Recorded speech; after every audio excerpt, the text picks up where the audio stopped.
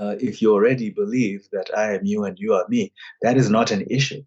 But if I see the world in this very materialistic sense of the one with the most is the one who wins, what does that ego do when it bumps into people who, just by circumstances, have way more than you? Why don't we make sense of this confusion? We can live better. I believe that we can live better. But living better doesn't mean we need to, there is intention to destroy Africa. There is no way this can be living better. This intention of refusing that the person you see in front of you is a human being. What does it cost you? So they defend their actions as preemptive violence on a violence they thought would have come to Europe. And this is in denial of all the realities of nobody wanted to steal anything from Europe because they had nothing anymore to be stolen, between their potato blights and how they had run down their own ecosystem and they were now overpopulated and died. No, they left to steal. But no, the idea is people will say this Darwinist thing, it's survival of the fittest, right? They will say there will always be an oppressor and an oppressed, and they justify these things as such.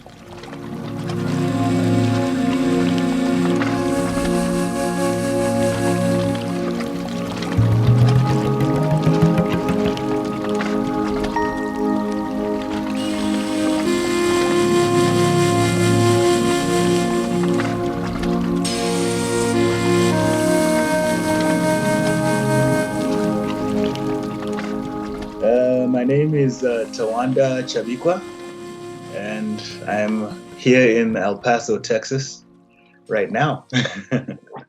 And I'm from Zimbabwe, born and raised, and currently I'm an assistant professor of theater and dance, and I'm also in the African American Studies program.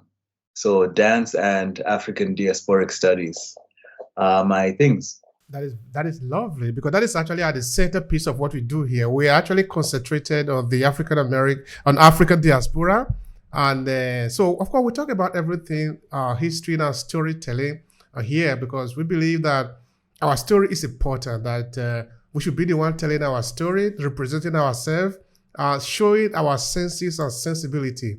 This is what we are in here for. All right, now give us the privilege to learn a little bit more about you. So you are from Zimbabwe. Tell me a bit about you growing up in Zimbabwe. That is important for me. Yeah, so I did grow up in Zimbabwe. What can I say about that? I'm from a regular lower middle class family, and of course, I was lucky enough to get, quite a very good education. Because my family and my parents saw that as a very important thing to have. For them, having lived through the colonial times, their understanding of the importance of education as a way of getting that upward social mobility was very, very clear. So I got that education, and it was very much a Catholic missionary education because my parents are Catholic. And I got to spend time with a lot of different Catholics denominations, learning from them. The Ignatians, the Jesuits, the Dominicans, the Marist brothers, and so forth. So I went to boarding school at about age 11, Marist brothers, in Nyanga, Zimbabwe, which is in the Eastern Highlands, very close to Mozambique. And that's where I did my high school. And it was a very typical kind of, British post-colonial style education where we'd had the O levels and then the A levels after that. And at the time, I was very interested in the sciences. I was good at, the humanities and things of that sort, but I was very fascinated by the sciences because they kind of taught how the world worked. So I was very taken by, mathematics and physics, biology, chemistry, and things of that sort. So when I finished my O levels, and I did quite well in them, I decided to take on maths, physics, and biology. for my A levels, which I hoped would have led me to taking medical instrumentation. Um, However, I got a scholarship to go to school in Hong Kong after that. But also growing up in Zimbabwe was interesting because we would spend a decent amount of time in the city during the school term, and then a decent amount of time in the country or in the rural areas with the extended family and my grandparents growing up as well. So there was an interesting balance, at least in my memory, of going to school and wearing those ties and blazers and uniforms, polished shoes and everything. And then also in the country, just herding cows and goats, and then spending days in the mountains, with my cousins and brothers, and, just being kids as well. So that was very fascinating. But also on my mother's side, our grandfather was at one point the principal of a school.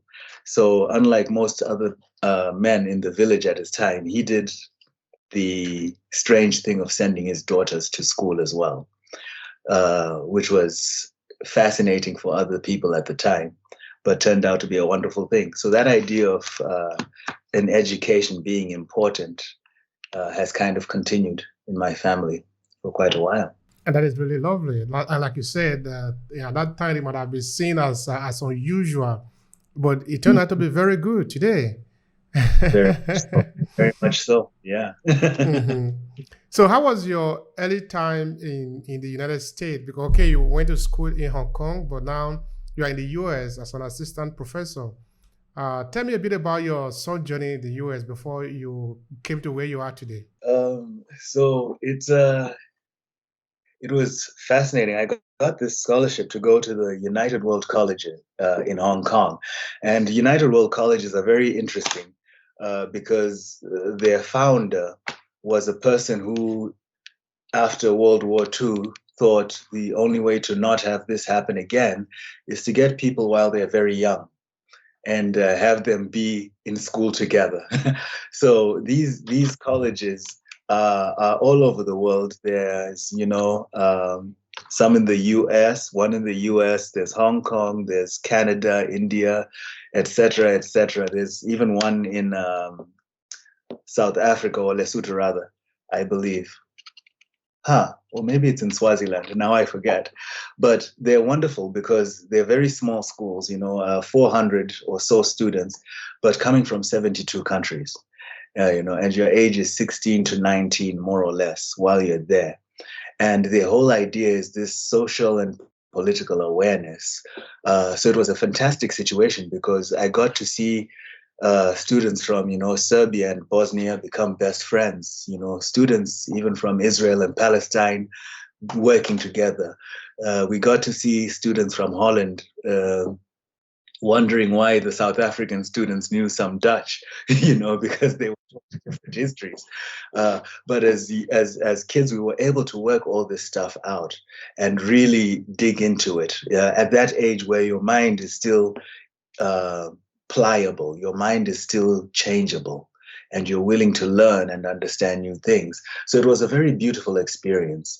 And after that, I got the scholarship to go to another small college, College of the Atlantic in Maine, USA. So that's very much in the northeast, right below Canada. And it was another small college, about 400 students, with a very fascinating philosophy called human ecology, which you can summarize as the philosophy of the interconnectedness of all human enterprise. So that means no matter what you were studying, you would have to engage with it in terms of how it's part of a human ecosystem, how it's connected to this and that, how A affects B affects C. So you grow up with that very holistic understanding of how things work, and very much move towards cultivating a humane approach to the world and a sustainable approach to the world, not just in terms of environmental sustainability, but also in terms of cultural and psychological sustainability, which was fantastic. So after that, I went back to Zimbabwe for a bit, and I got another scholarship to go do my master's in Dallas, Texas. So I did my MFA there in dance. And that was fascinating as a shift. I would say that was my first experience with culture shock, despite having been to quite a number of countries up till then.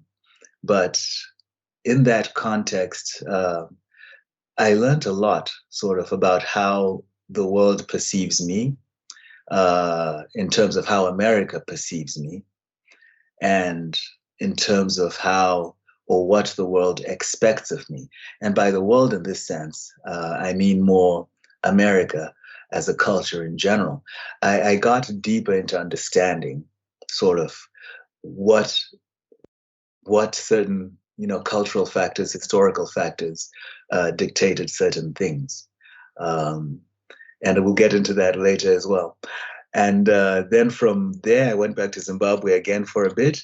Then I came back for my PhD at the Ohio State University. And I started off in a PhD in dance for about three and a half years there.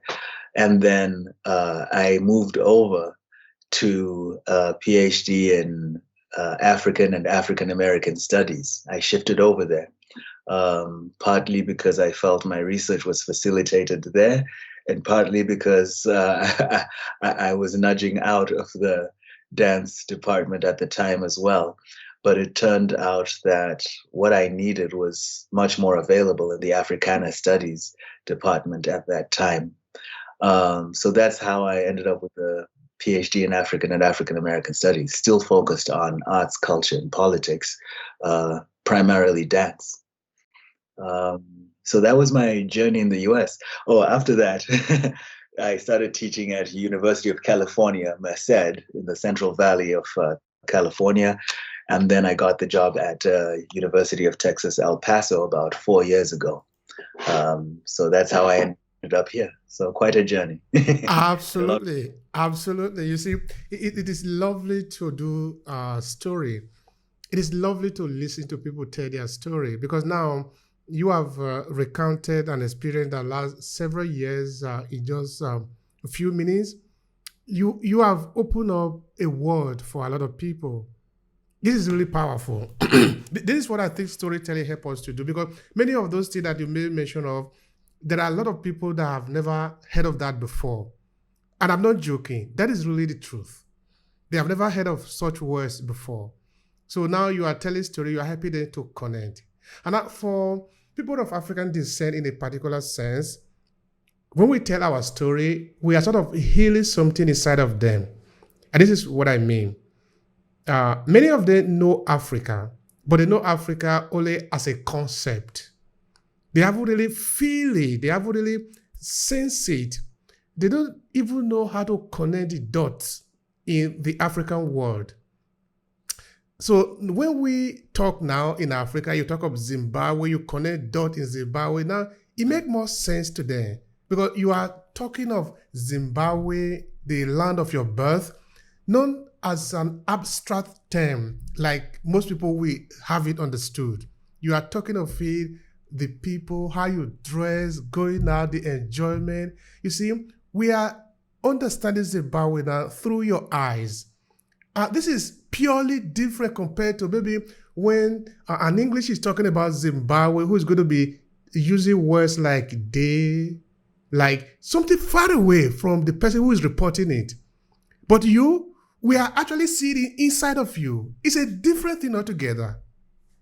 Very true. Very, very true.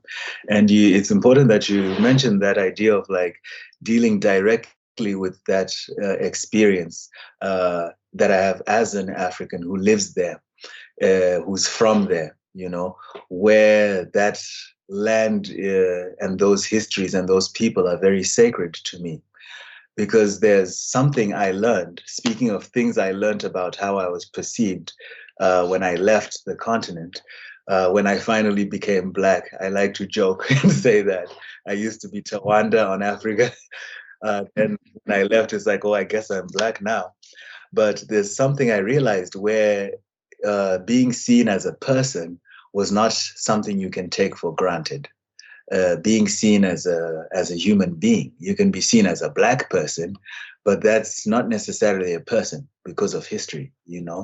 Blackness and things like that were things that were invented at a specific time in history to prevent people seeing us as people. So, in fact, my research right now talks a lot about personhood, what it means to be a person. But I look at it from the African perspectives because I also teach African philosophy, religion, and spirituality, and things of that sort. So I'm asking that simple question: what does it mean to be a person? And as you were talking, you mentioned something that I describe as understanding that the interiority, the interiorness, the things inside of a Black person. A Black person is usually seen just from the outside and what they can provide to the economy. Are they a fast runner? Are they a good worker? Are they a good laborer? We forget that Black people have an interiority, a whole universe inside of them of experience that's very human. And it's important to bring that out through storytelling because it changes how we see people, right? We no longer live in the world of the stereotypes of Africa is just a poor place with no electricity, no education. No, just by listening to an African talk about themselves and their experience, you start to understand that they too are people. They have hopes, dreams, aspirations, etc., etc. And particularly with the way politics and things are going in the United States, at least, but also all over the world, I think it's important to have more of those stories that remind us of what a person is, because then we can be able to connect to other people as people, Thank you so much for that. In fact, I can see that we have a lot to talk about today, and these are things that are really very close to my heart. Because you did talk of being, you finally become Black, no? That is a very important conversation. I remember that should be like, I think in 2015, 2014, around then, I did a documentary that I titled Creating the Blackness of Africa. Then with that documentary, I won an award at the Verona Film Festival. My thesis in that documentary was pretty simple, in that being called a Black doesn't define whom I am. It's not able to define me as a person. Because I understand that we could say Black music, Black culture, but does it really explain what it means? The word Black music, does it really explain African music? When we say Black culture, because I understand that the person who is saying Black culture want to say African culture, but Black culture is too insignificant, too poor, too superficial to explain African culture. So how do we get entangled in? I think that is where we might start this conversation, because that question is talking about identity. Who, of course, when they talk about this, they are looking at it from the point of view of categorization, or just looking like putting objects together. Okay, that is a small one. Okay, this one, that is yellow. Okay, add this one to it. And yeah, I just put them together, put them there. That is how they are looking at it. That is why they call it, black, white, green. But when I'm looking at it, when you say a Black person or a white person, I'm not looking at object. I'm looking at a human being that have made experience. The color of this object the way we use color for this object should not be the same way we use color for a human being, because a human being is something completely different. Please help me with that. Yes. And I think you're very right. This idea of using the color on the outside to explain that interiority and everything on the inside, that's the basis of race thinking, right? Raciology, as they call it, or race logic. That idea that I can know something just based on the skin color. You see, the idea of race just doesn't talk about the color on the skin outside. It suggests that that color of the skin can tell you something about who that person is on the inside. Therefore, their morality, their character, their intelligence, all of those things how they love, how they laugh, how they hate, how they fight, all of those things are packaged into one word, black. You see, it oversimplifies what a person is to the convenience of people who want to make use of that black body however they want to. Because we know very well, even during the slave trade, um, all over the world, people from different parts of Africa were taken, right? And they knew those people had different cultures. In some cases, they worked hard to make sure that people from the same culture wouldn't be too many in the same place. So they mix up those groups because they don't want you overthinking things in your language, right? So they knew that even in Africa, we are different. We're not one unanimous thing. We all are individual. So the big lie that continued to happen is to produce blackness as though it was one thing that they actually understood from the outside, right? And any idea that contradicted that had to be put down immediately. Any idea that made sure that a black person was understood as a human person with a spirit, a soul, and a unique culture from within Africa, which has many cultures. Anything that did that was a problem because it made, blackness closer to being human. And it's hard for somebody to oppress something that they see as human, especially if they are using the Bible to do it. So these things become very problematic. That idea of I like to actually separate identity from personhood, because to me, identity is one of the things that was used to oppress. Because if we can identify something, we can put it in a category. So blackness becomes a category of identity. What are you? You are male and you are black, you are XYZ. All of these categories can conveniently then be used to deny you your personhood. And then you can be dealt with not as a person, but as black. And those are two very different worlds, And I think it continues to today, that idea of denying that reality, that you cannot use the word black for people who come from 54 countries or so now in Africa, with even more cultures and even more languages, each one with its own genesis story or creation story, its own religion, its own dances, its own music. That's a challenge. But it began with those things. And also, it's important to know that Europeans were doing this before they came to Africa, defining the Scottish as a race, the Welsh as a race, the Irish as a race, and using all of this to define their moral characters. And when it became convenient, that same model was then spread to the rest of the world, which is much easier, if you're a minority somewhere, to call everything else one thing, rather than try to understand the vastness of it. Imagine there's 3 of you white people in Africa, everyone else is black. Would you like to understand blackness if you're fearful?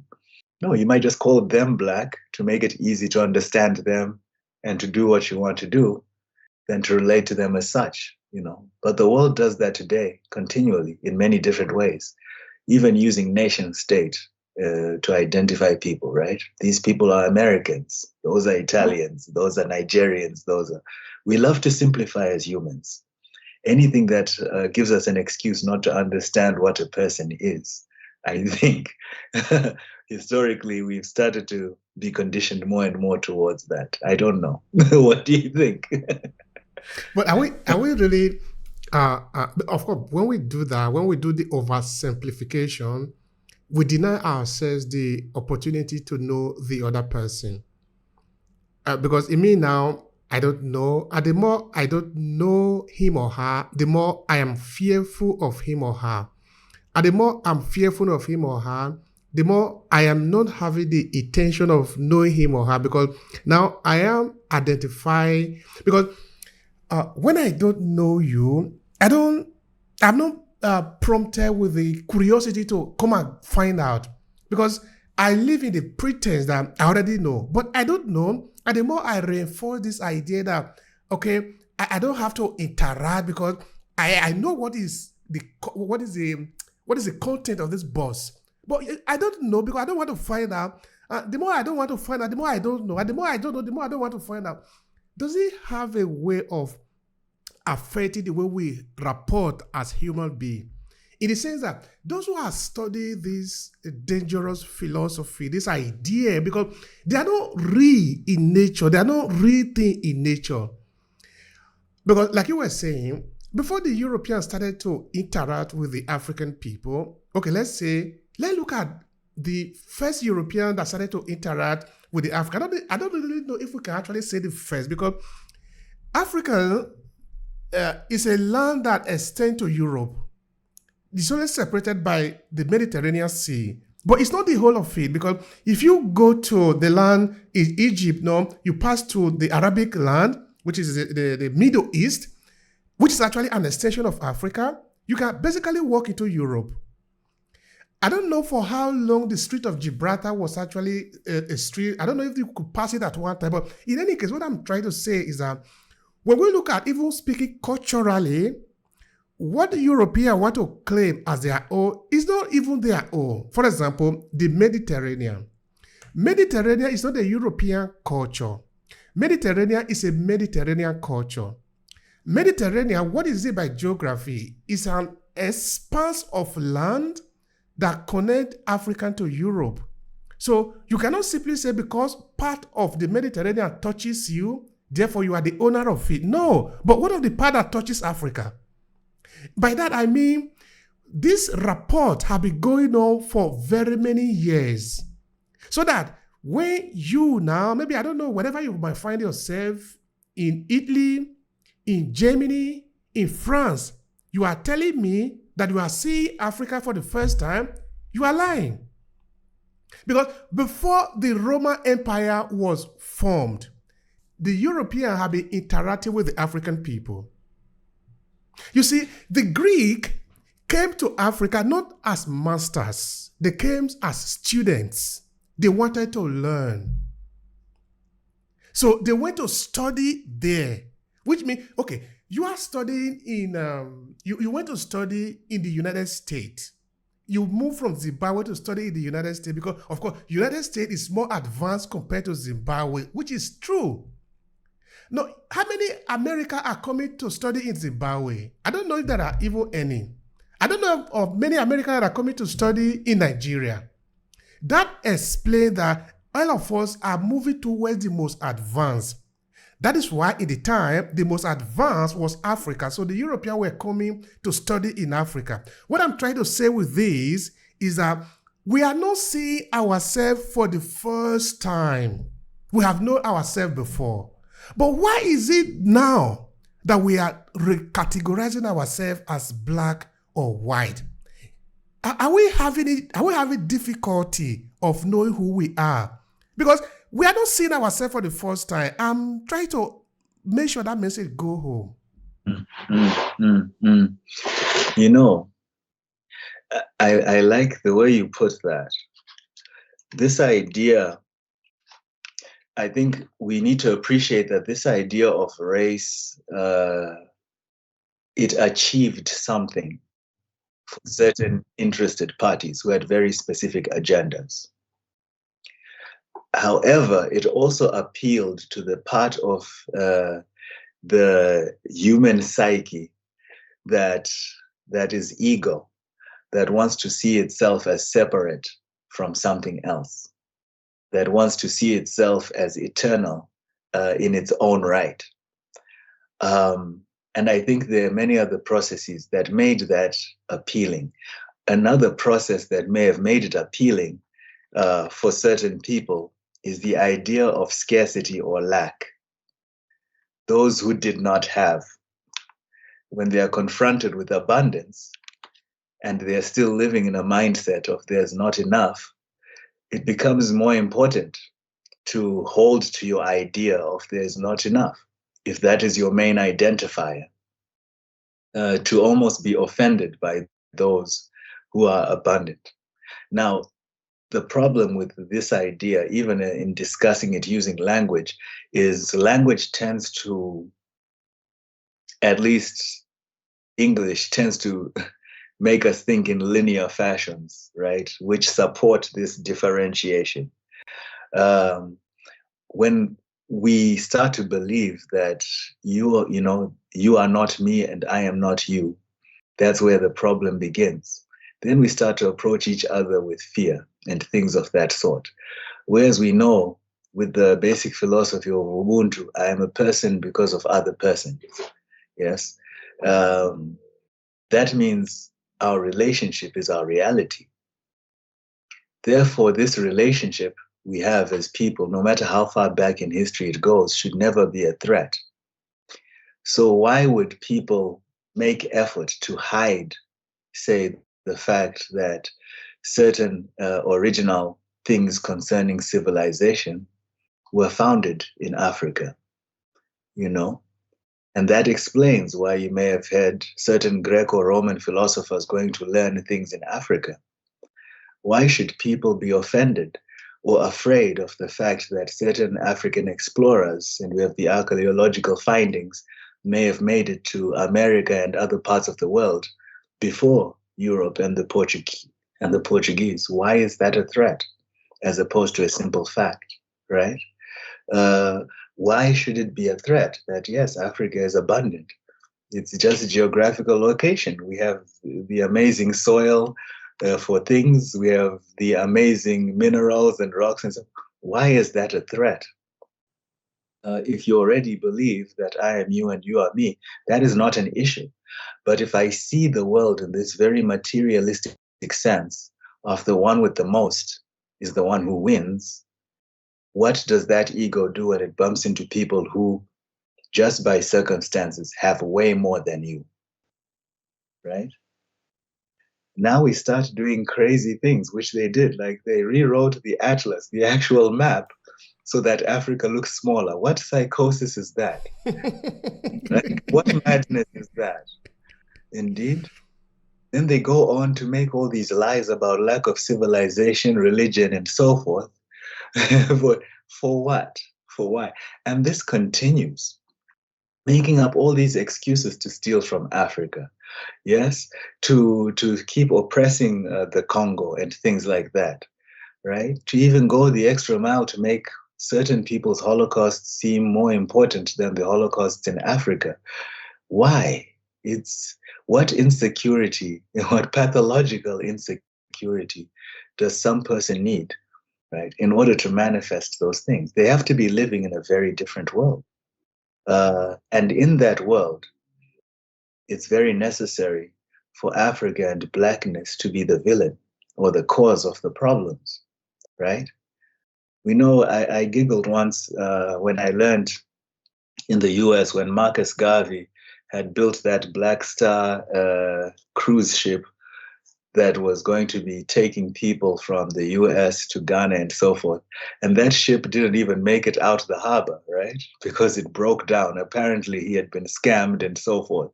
And I thought to myself, if white America hated Black people so much, why sabotage their one effort to leave and go back? To Africa, so that centuries later you're still yelling the same thing: go back to Africa, go back to Africa. We tried to go back to Africa. But clearly we're held hostage here, right? Where you cannot live here freely, and you also cannot leave because you are needed for some reason to maintain whatever fallacy is happening. The fallacy of the nation state, which is based on race, is a big problem. Very big problem.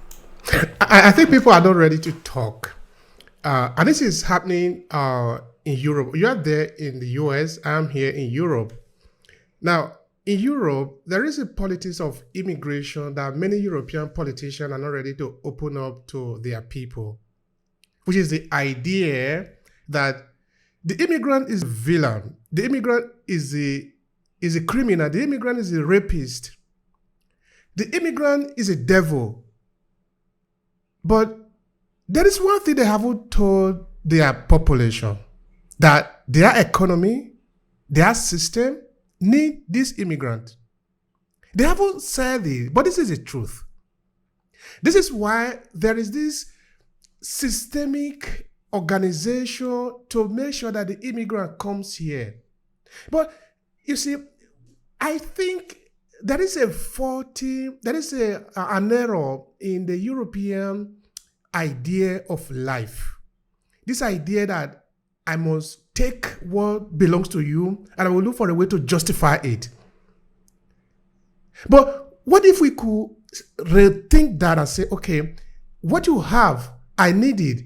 Could you give me part of it? I will give you this. So that this will become business. In that you give me something, I give you something. But do you know that for over 400 years, the relationship between European, okay, when I say European, I usually make this clarification that by European, I'm referring to Western power, and this includes the United States, because what will later become the United States are the Europeans who ran away from here to form that part of the land. And the way England treats Africa is not different from the way America treats Africa, because they are blood brothers. They are the same people, including Canada. So when I say European and Africa, this is what I'm referring to. So these kind of people are not ready to do a fair trade. A fair trade will mean that in Africa, they need resources. They will come to meet the African government and say, I need your resources. Can you give me a certain amount of resources that you have?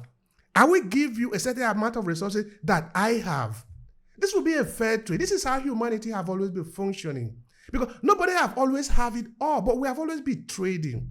But what happened between Europe and America, again, Europe, I'm referring to the Western government, is that they frame a situation where they, the Europeans, are helping Africa for over 400 years. They don't take anything from Africa. They are just helping. They are helping in the name of missionary, in politics, in NGO, which all of them, actually, they are the same. They are just helping. But how can you be helping the people for over 400 years? I love that. I love that. You know, first, I think with what you're saying, it makes sense. You know, this idea of you give me something, I give you something. This idea of if I need something, I will politely ask you for it. And then we come up with an arrangement for a fair trade. But you see, that type of situation is only possible when both parties see each other as people. So it comes back to personhood. You see, if already I'm not seen as a person, that's a problem. Because why would I go and literally this would some of the language that has been used historically, why would I go and negotiate with a monkey for a banana? You see, I just go and I take it. Because the monkey has no concept of self or value, no society, no history, no culture. This is why it is very important that Blackness was produced in the way it was, to justify, right, this violence and this taking, to take away the humanity from certain people in order to give access to resources, right? Actually, it didn't give them access to resources. It gave them access to killing with impunity, without punishment on their own side, from their own people back in Europe. You could go and do whatever you want if they are not people. And better yet, if you are helping them to become people, then you certainly deserve, because that's the trade you're giving them, right? You're giving them humanity and civilization and religion. And what's a little gold, you know, if that's the case. But that's the constant idea of we are helping, we are helping, we are helping. But again, how are you helping people for 400 years? Well, because more than helping, you are taking something for 400 years. And if helping is your excuse, you need that excuse to keep going. So keep helping them, in quotes. for 400 years. What's happening to their gold, their diamonds, their cobalt, their all of these minerals? What's happening to that? Yeah, we're helping them. It's their problem and their corrupt governments. That's the issue. You know, it's a very simple fallacy that's there and that continues. And I think also one big thing that helps it continue is failure to separate ourselves from these categories. If I can no longer separate myself from Europe, like I cannot distinguish between me and Europe, right, as a person, then I must now believe in what Europe is doing. And any attack, in quotes, on Europe is an attack on me, because now I believe that I am the nation state. So even in the US, when people are talking about race and things, right, as certain Senate bills are being passed in the government, there's this idea that went around of we don't want to make this young generation feel bad for being white and so forth. And I think to myself, how much do you identify with America in order for that to be a thing? Because I know if there's something wrong with my government in Zimbabwe, that's not Tawanda. I can speak openly about historical situations where my government has done wrong, where my own ancestors have done wrong, and I still maintain my integrity. I have no problem with that, right? And when people would say Zimbabwe did this, I'll say, no, those people did that then. I am Tawanda. I am still Zimbabwean, but I'm also separate. But now, for some reason, in this European ego, it's hard to separate the two, you know, who they are and what was done by their ancestors, because apparently those two things are the same for them. And I find that very strange and very interesting, you know. But then I also find people who fight over the results of soccer teams very interesting as well, when your identity is so much assumed by something else to that extent. So when people say things about Africa and so forth, I can say, yes, I've studied the history and the politics and so forth. But I also know who I am, and as an African, I can make my own decisions. But Europeans seem to have a challenge doing that in ways that I find very intriguing in changing that psychic standpoint to the extent of their own demise. As people say frequently in the US, how certain white people are voting against their own interests, etc., etc. Yes, to the extent of dying, rather than just accept that certain things can change, rather than see someone else as a person, rather than see us all as victims of history, right? Not like this is one victim, this is no, we're all caught up in this together. What actions can we then take as conscious individuals with their own integrity today in this shared history of violence and foolishness, you know, that we've lived? It's really a foolishness. Really, there is no better way to describe it. It's foolishness. Now, Alan White is an English a philosopher, spiritualist, we will call it, an expert in spirituality. He did give an analogy that I think it is very important in the case of, I will generally say humanity, but in this argument that we're talking about now, where we basically enjoy the suffering of other people as have become the way of life of European in relation to African people. He said that from our birth, we have been seated on the precipice. Everybody is falling. We have all been falling. We are just holding on to other things that are equally falling. Your car is falling with you, but you are holding on to it, but it's falling. You are falling, the car is falling. You are trying to rush into a house. The house is falling with you, but but what does it mean now? What it means is, why don't we make sense of this confusion? We can live better. I believe that we can live better. But living better doesn't mean we need to, there is this intention to destroy Africa. There is no way this can be living better. This intention of refusing that the person you see in front of you is a human being. What does it cost you? Now, like I was saying before, What will it cost the European partner to Africa to do a fair deal? What will it really cost you? Africa do not have military today. We are basically on the ground. But this one shouldn't be even be confusing to people. If you are a student of history, you should understand that it happens like this.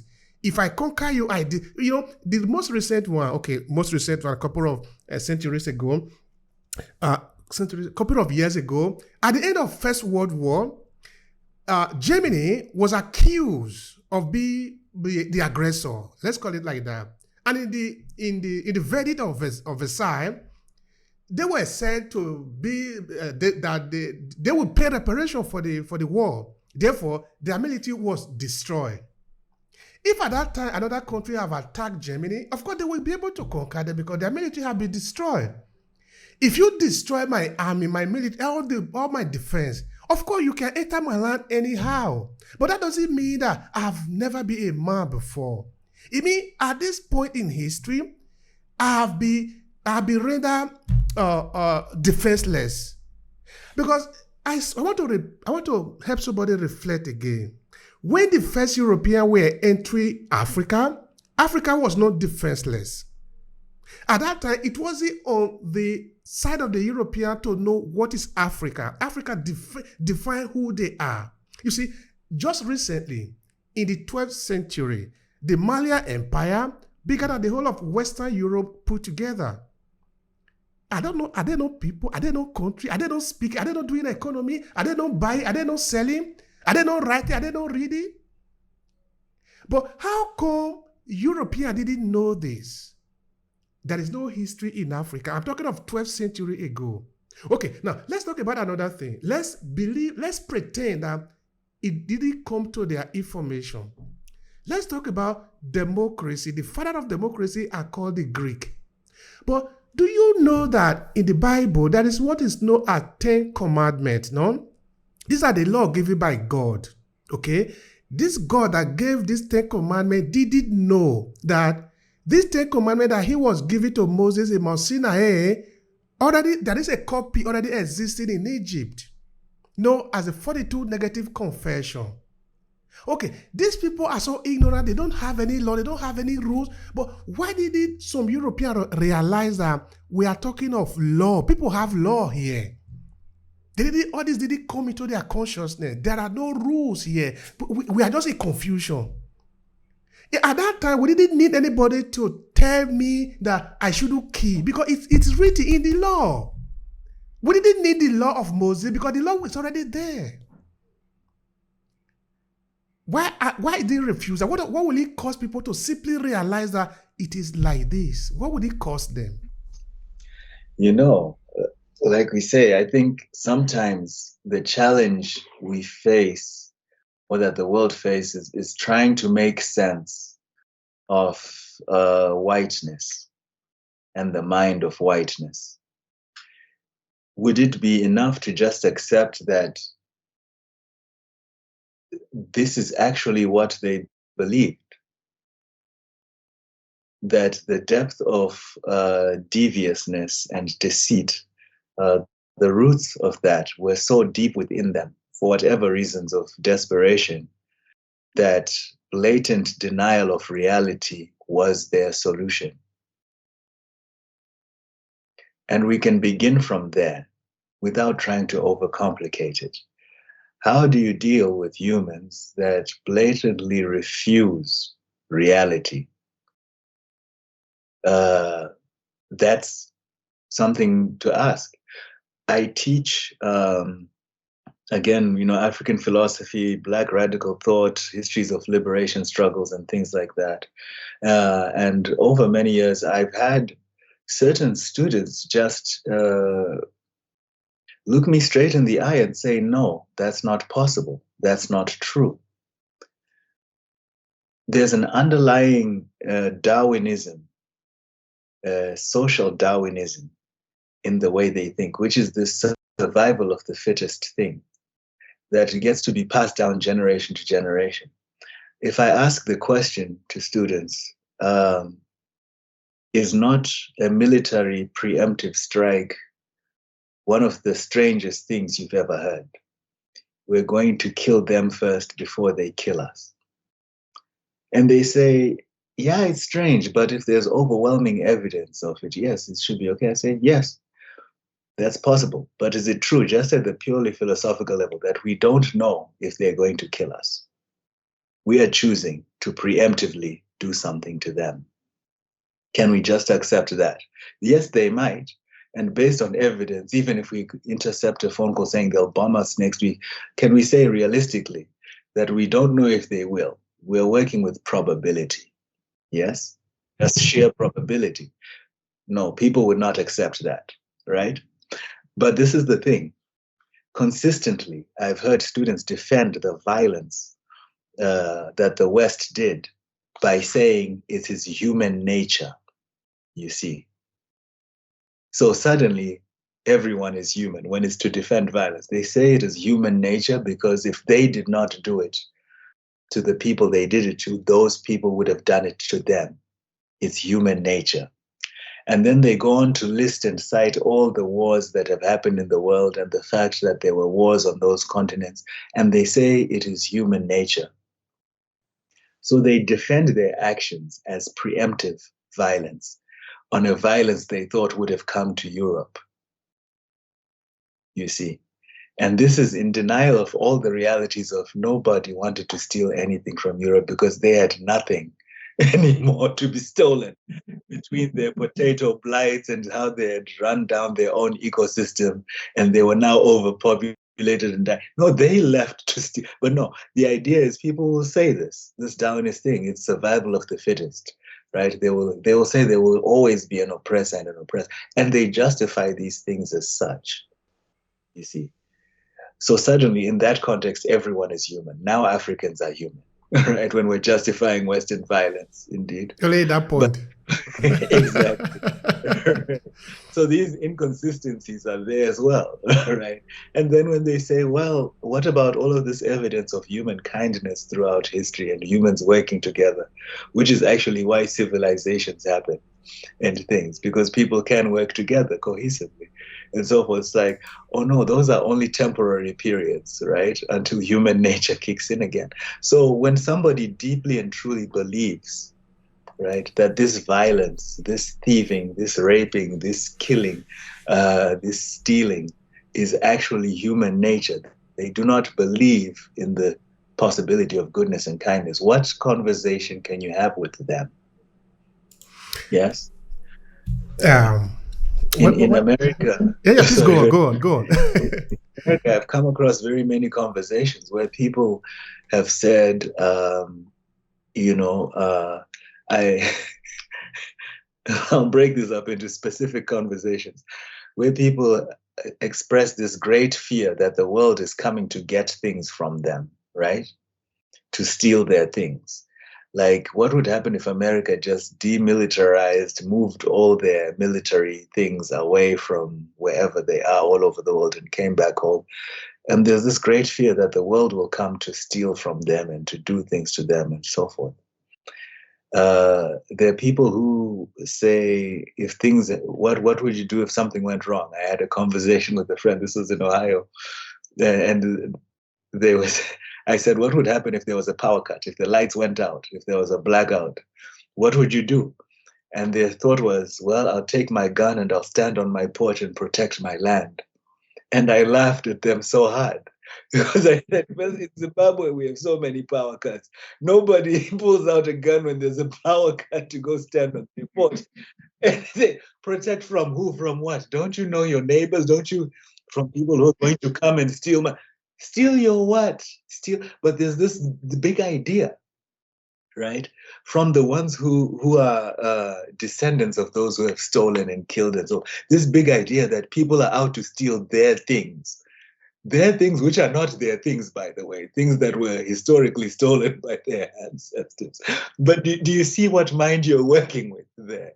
How do you negotiate anything with such a mind that is so fearful of the world, and so filled with greed to the extent that actual reality does not count anymore?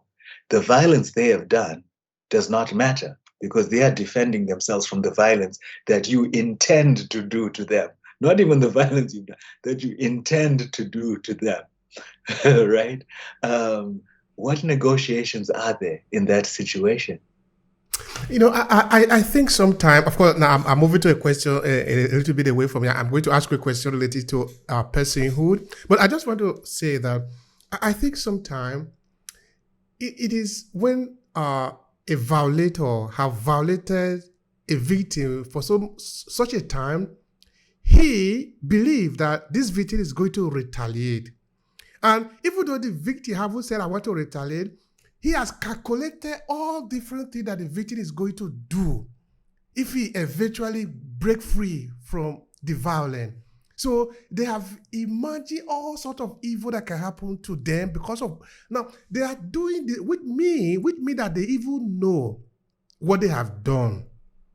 They know that what they have done is wrong.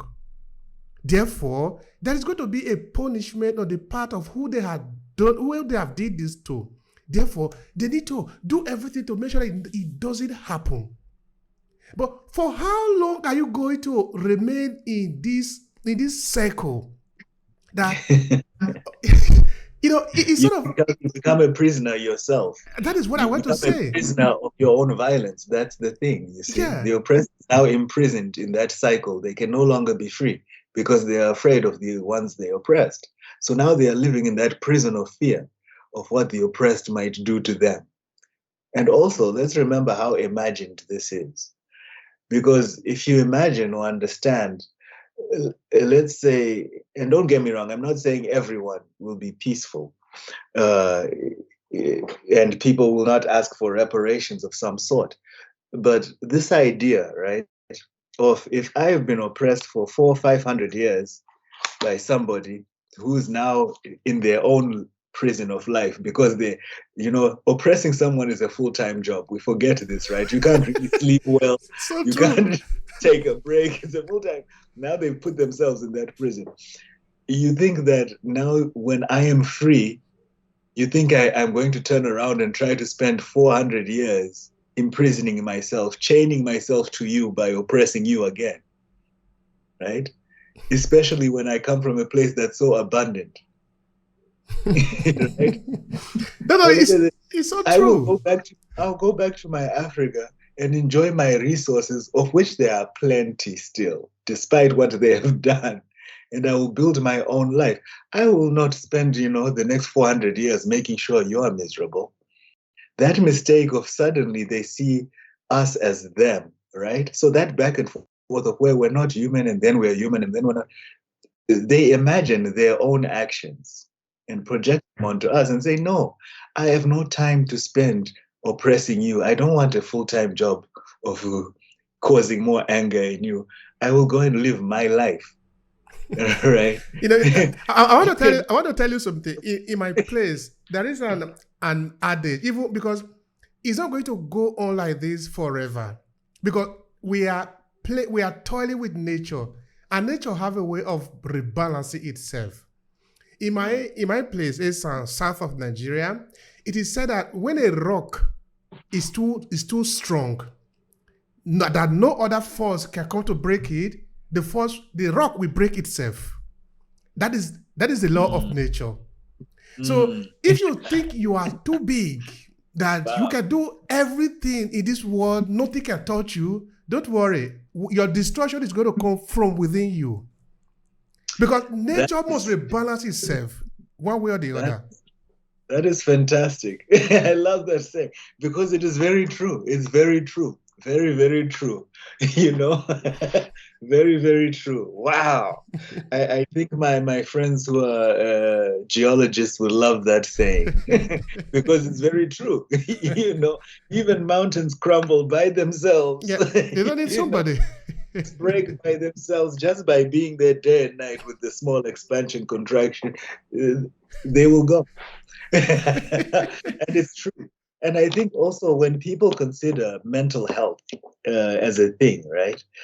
If people look at trends of mental health within the societies of those who are so-called the oppressor, patterns can be found of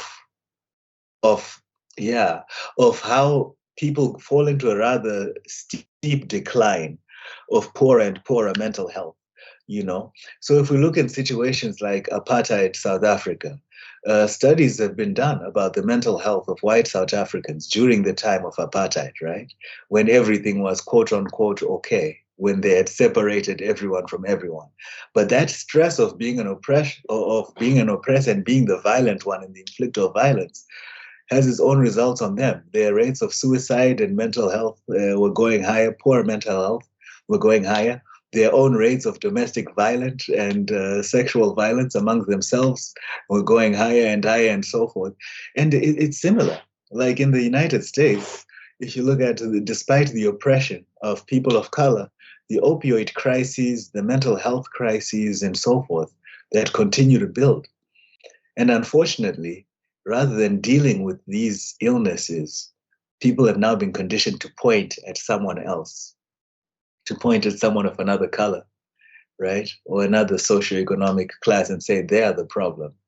Never do we take time to say, no, we are the problem. How we are functioning is the problem. Because it's always about us, right? Not as individuals, but how we are functioning within and amongst each other without those categories as a complete us. Absolutely, absolutely. And if you ask me, I think nature put before us a library that is infinite for us to learn from. Now, I say this because we as human beings are not the first to exist as species. And we are not the only one that exists as species. We are not the most intelligent. We are not the biggest. We are not the smartest. Of course, our evolution have aided us in certain way because of how we have evolved. So we are able to do a lot of things that other animals do not do. But despite that, we can still learn from them. For example, look at the destruction that we have caused to Mother Earth. The question is, what did we do this one for? For what? Are we hungry? It's not hunger. Because if it is hunger, all the tons of food that we are wasting in the world today, we will not be wasting them. Because it means that we are not hungry. Although we are doing that, a lot of people are going to bed without food on their stomach, which means that we haven't learned. Because if we have learned, we will learn how to balance up life. Because to balance up means that, have you ever seen a tiger or a lion, no matter how, because the tiger or a lion can kill antelope any day. But how many times have we seen antelope littered on the street that have been killed by the tiger or by elephant? By lion. You just kill them without eating. They don't do that. There are rules of nature. That's true. Very, very true. And it's funny because again, these things, they seem to make sense to you and me. But let's say here in the United States, this conversation of hunting, it becomes like you're the crazy one. When somebody says, I'm going hunting, and I say, are you hungry? Is the grocery store run out of things? Do you have no money? No. It's like, we'll go out to kill these animals, And in some cases, it's actually, they do it with some environmental consciousness. If there are too many deer causing problems, whatnot. But if you ever say to somebody, I don't think hunting is necessarily a good idea, my God, the reaction, as if you're trying to take away their freedom to hunt, and the arguments usually come back to they want to be prepared for when they will have to hunt, right? And I say, so this preparation of something is out to get me. I want to know how to hunt, because when the government can't take care of me, when everything crumbles and everyone is after me, and I say, who is after you?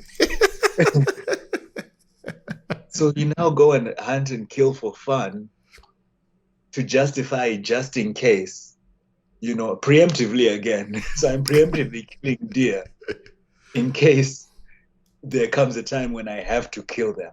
So I have to kill them now in case I will have to kill them. The logic becomes cyclical. right?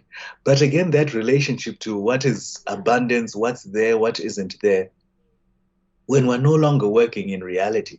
And sometimes we have to refigure completely fundamental conceptions of what it means to be a person.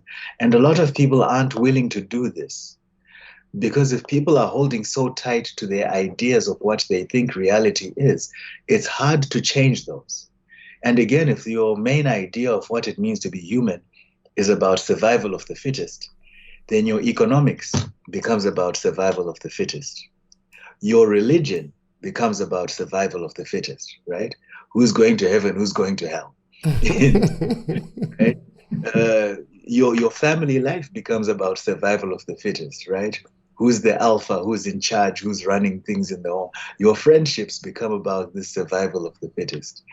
And funny enough, they will use nature to justify this thing. They will say, but look, in nature, the strongest one always wins and so forth. And then you try to explain a simple thing, like you said, you don't see a lion going out to practice killing on a weekend because it knows it'll have to kill, 2 weeks from now when it's hungry again. But they'll say, no, but it's in charge with the.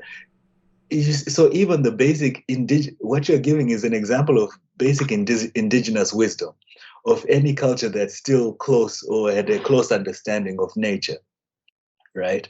And is knowledgeable about it. That knowledge no longer counts, even though it's still very real. To them, it doesn't count. How do you say to somebody who lives based on a nightmare that somebody is coming to kill them? How do you negotiate anything logical with them in that case when the entire life is built around that, right? And much of Western culture is built around that. Even the fundamentals of economics, right? People have critiqued this and they get laughed at. People have said, what is the fundamental of economic that we're taught? And this is just an example of flawed logic that we accept as reality all over the world, right? The idea of supply and demand as the basis of economics, right? The problem with that is what? What happens when supply is met? There's no longer a demand, right? The economy crumbles. What happens when the demand is met? The supplier will die because there's no longer, that.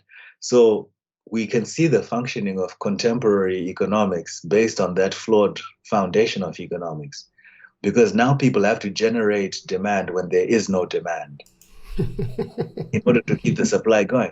And then we complain about capitalism. Why is there a new phone every year? Yes, because we need to generate that demand now. Because everyone already has their phone. Now we need to make sure they still want another phone to keep economics alive, right? So we now have to keep making phones. And in order to keep making phones, now we have to go to the Congo and make children work in mines just to have a new phone. And also to keep people wanting phones, we need to have what's called planned obsolescence. Every phone we make should not last 2 years now. Every car we make has to die within X number of years now. To produce more. Exactly. We see in Cuba the cars made in the 30s and 40s, they're still working, right? But that's before this new economics, when that economic model failed. Now we need to make sure people keep wanting and keep needing. So that's a flawed foundation of economics.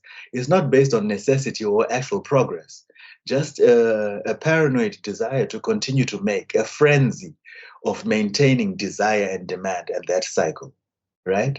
So that's one example of flawed logic, just by definition. That should not be economics. There are more sustainable models of economics, right? And if we think of another one that I like to throw out is the definition of power. What is power? I ask people what is power. People always say, yes, the capacity to achieve what you want to achieve, to get people to do what you want them to do, to make things happen the way you want them to happen. And I say, no, that's not power. That's the exact definition of force or coercion, right? Indeed. That's violence. So when we say America, China, Russia are the most powerful people, no, they're not powerful. They're just the ones with the greatest capacity to cause destruction if people don't do what they want. That's not power. What psychosis makes us make sure that force, coercion, and destruction is the equivalent of power? If we look at it from African and other indigenous perspectives, power is your capacity to create and to sustain life. That is why the divine, the creator, is the most powerful, right? The capacity to create and sustain life. That is power. But we live in a world where power is now confused with force and craziness. So people are like, I want to be the most powerful. No, you want to be the person who can force the most people to do what you want to do, right? But in the paradigm I'm describing, where power is exactly that idea of how much life can I create and sustain, that's when we see that feminine energy is more powerful, right? Because it creates more and whatnot, right? Societies that create and sustain life, that is powerful. The other ones, and it confuses me every time in the news, people, hey, the most powerful, and it's just based on how much damage they can do to something. And we call that power.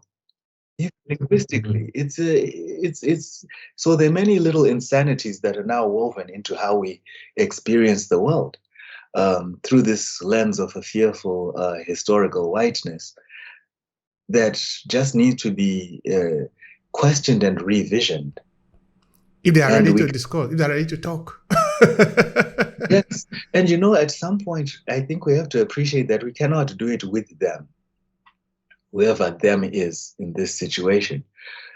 It just has to be done because without us, they will continue on their path of destruction and so forth. So there's certain things we just have to do. And we will continue to invite people onto this thing, but we must accept that there are people who cannot be convinced at certain points. And the challenge here now is that these ways of thinking are not purely for the West, right? Because when I talk about whiteness or blackness, it's no longer something that's locked in a white body or a black body, right? There's whiteness, oppressive whiteness that lives within bodies of color, right? Because and the way to see this is technologies of oppression are not very inventive. The same technologies of oppression that were used by colonizers are at times being used by post-colonial African governments, right? The technologies of oppression that were being used in slavery are at times being used in Latin American countries by Latinx presidents and governments. They use the same technologies of whiteness, which means uh, whiteness happens in there and in how we act, which is another reason why pointing at something that's black from the outside doesn't make a difference, or white on the outside doesn't make a difference. Because when humans interact, it is impossible for us not to affect each other and to change each other. So true. So at this point, many people are living these split lives where they want certain things, but those historical forces are so deeply ingrained in them that people will be patriarchal and sexist and racist and whatnot, even though they are black, right? Or even though they are Asian, even though they are Latinx and so forth. And they'll work themselves in many different ways. So we cannot get rid of, and this is me expanding now to maybe changing a little. We forget that racism, classism, and sexism work as a triangle. You never find one without the other or the other two, right? And they are almost implicit. Like when you were talking about how in Europe and Italy, France, etc., etc., just like in the US, the immigrant is seen as dot, dot, dot, right? Typically, when we say the immigrant is a thief, what are we doing there? We're talking about race and gender primarily, are we not? Because it's usually a darker person and usually a man, or we think so, or a woman, right? So race and gender are there, right? And also, an immigrant, we imagine that they are a poor person. So class is there already. When we talk about immigrants, people don't think about all those immigrant doctors and engineers who are, making millions and billions. When the US president says those Mexican immigrants are rapists, already there's a gender and race thing happening over there. Those three things happen all the time together, and they are the foundation of the nation state, right? Historically speaking. And if we cannot reimagine those things or understand that those things are not just implicit, like being of a darker skin tone doesn't make you more likely to steal or rape or be poor. If we can understand those simple realities and understand that it's through this greater interaction amongst us as people that we create these dynamics, right? and we create them intentionally. They are not coincidental. And if we understand the histories of these intentional creations, of intentionally making Black people poor, intentionally disappearing indigenous Americans, right? Intentionally disempowering women around the globe to the extent that they couldn't vote, till the 1920 or whatever in the US. Intentionally, all of these things that are done intentionally, we cannot pretend that they are now just nature. Thank you for And when putting we that. we create Th- these conditions for things we then call nature. It's madness, I tell you. Thank you so much for that, Tawanda. Now, there is something I would like you to speak to. It's only for question of time. I really have another question for you. But anyway, yeah. Is it personhood? That is very important for me. Please explain that. What do you mean by personhood? Yes, personhood. This came about for me in particular because I had come across in academics, the word identity was thrown around for many years. And it turns out identity still carries some of the historical threads of Europe trying to categorize things, because categorization is one mode of dominance, by the way. So identity doesn't quite cut it, because also identity implies that something is just singular and fluid. If you're like, that's my identity, that's it, right? To me, I use personhood because it's a more fluid understanding of what it means to a person. It's more alive.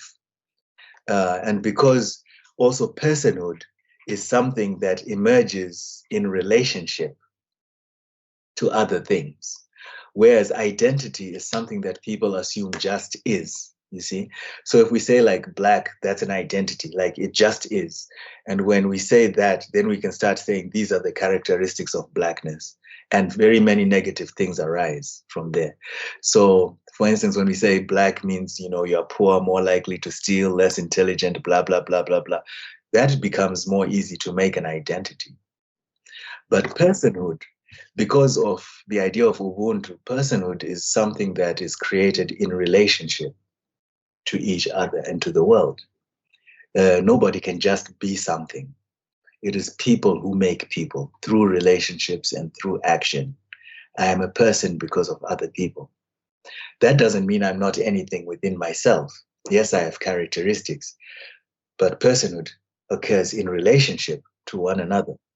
So in this sense, personhood is, and I take it from sort of Southern African and other African conceptual systems, indigenous systems, and this is visible in Bantu ones, in some Yoruba ones as well, in Dagara, Bambara, Dinka, Fulani. What is our understanding of a person, right? I understand that a person is not just me, this body that came out, of my mother years ago. I understand that being a person means me, Tawanda, is part of his family, his community, his society.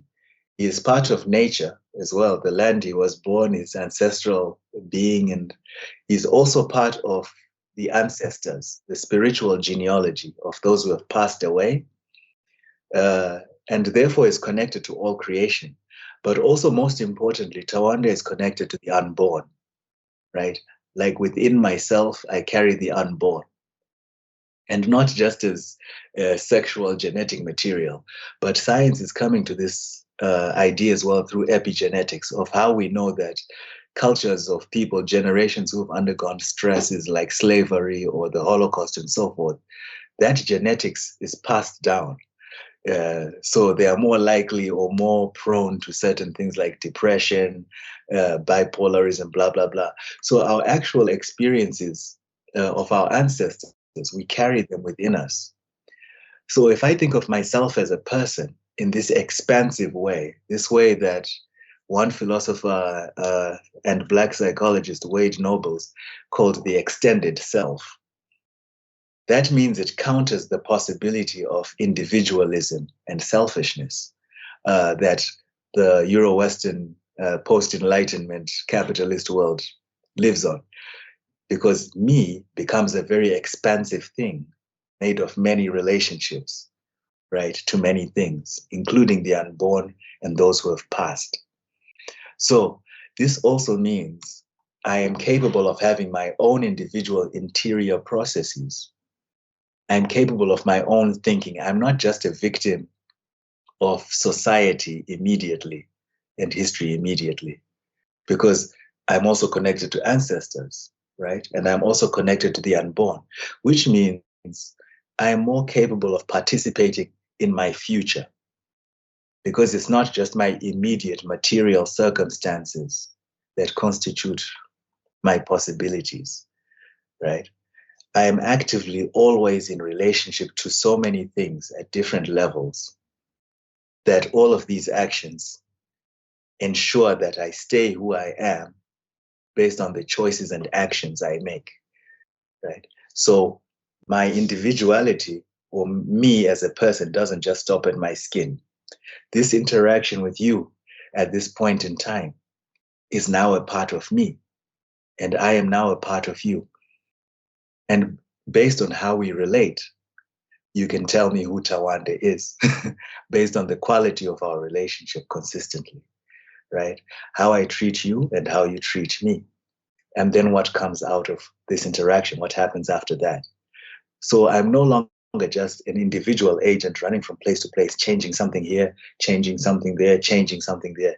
Every action I make radiates outwards naturally because of the many levels of things that I am. So I must intentionally inhabit this space that I am. Lastly, sorry, it means one more thing. It means I'm multidimensional. I'm not just one thing, right? Things that European approaches would consider categories, we can think of as dimensions. I can say I'm multidimensional because I'm not just one thing, right? I'm not just a man or a male individual, which is one dimension. I'm not just a son, which is another dimension. I'm not just a professor, which is another dimension. I'm not just a big brother or a little brother, which are two other dimensions. If I see all of these different aspects of myself are many dimensions, at any point in time, I'm a combination of all of those things, right? Some more than another because some are more important at different times. But that means I'm more capable of being agile and adaptive to different situations rather than this is my identity, therefore, right? So that's it. That's my little explanation of personhood. No, that is not little. That is deep. Inside your explanation, I'm seeing a lot of things there. I'm seeing spirituality. I'm seeing everything there. Because now, in your explanation, you can see now that be black cannot explain that. It's impossible to explain that. Exactly. Be just simply described as immigrant doesn't explain that. Because all those classifications will simply identify an object. And an object doesn't have all those functions. Because I believe that even when we talk about spirituality, we should be careful the way we talk about our identity, because if somebody is identified in this superficial level of that we have it here, black. Yeah. Because I'm sort of thinking that when we call somebody, we are calling a line, an entire generation into question. We're not just talking about a single entity. Yes.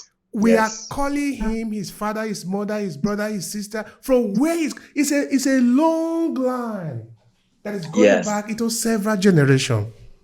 Yes. I think this is a very deep conversation, and it is very important to help somebody understand that we are talking of human being, and human being is deep. Yes. Okay. Very. A couple of years ago, I wrote a book that I call Crisis of Identity. In that book, of course, I was explaining something not as deep as you did. Then I was saying, okay, now let's look at identity. I say, okay, I am a man. That is one. I am a father, which is another one. I am an immigrant, which is another one. I am an African, yet I'm a Nigerian. Then I say, with all of this put together, none of them is contradicting. But yet, I am corresponding to each and every one of them. So Yes. how simple is identity in this case? That was how I put it in the book. Yes. Yes.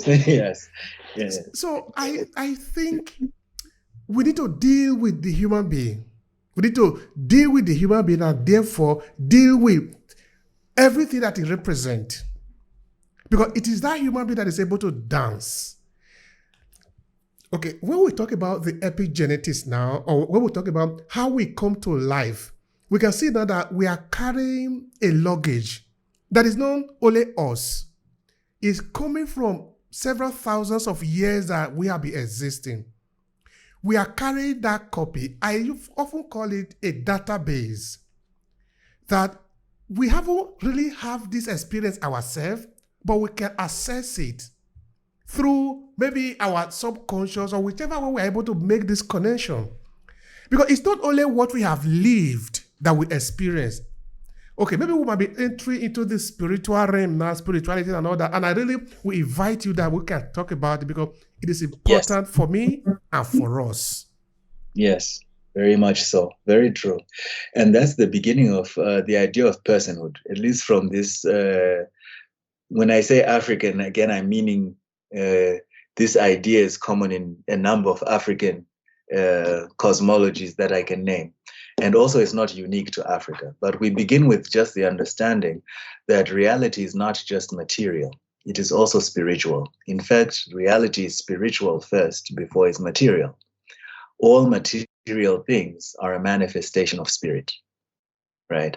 And for those who have challenges with understanding that, I say go to read contemporary quantum physics, which is now starting to approach these understandings with very much great ease.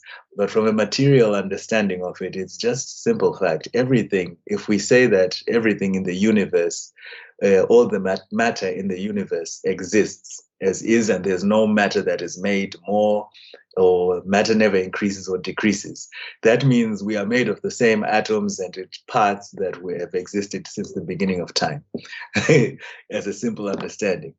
But this idea of I am my ancestors and I am the unborn, I try to also give people of science comfort when we talk about epigenetics, when we know scientifically that the genetics of ancestors way before us are present and still active in shaping our personality and our personhood in the present, right? And I know that my genetics and my lived experience is going to affect my genetics. So all of my children, my offspring, and so forth will also carry elements of my experience. We are actually materially connected. And that's at the genetic level for those who have trouble with the spiritual aspect. But on the spiritual aspect, which to me is just the same because spirit is matter and matter is spirit, we are carrying so many things from times that are long before we were physically here as Tawanda. I can acknowledge those things because I know they affect me. Therefore, it's not wise rather. I can, but it's not wise to try to experience myself as just an individual Tawanda floating through time. Yes, it's much better to see myself as one drop in a river of time that flows from the beginning of time to the end of time. And I am just here, connected to all other drops in that river. Indeed, I am just a part of a river. I am not the entire river, if that makes sense, which means all of these forces from behind are pushing me, and gravity and forces in front are pulling me, right? And there are things I can do in order, just as a molecule, to help shape the direction of the river or the way it flows. And that's actually where my power lies, in my influence within this river. Also, understanding in Bantu sort of philosophy, the image of life and time is the river that flows back into itself.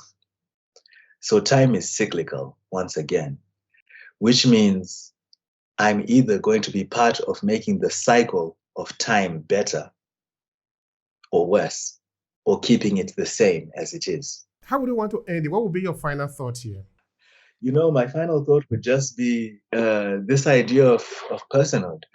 of the fact that we are people makes us very powerful, makes us very unique, and taking control over our personhood in a positive way will help us nudge the direction of the entirety of humanity in very positive directions. And we get to choose where we want to make that effect.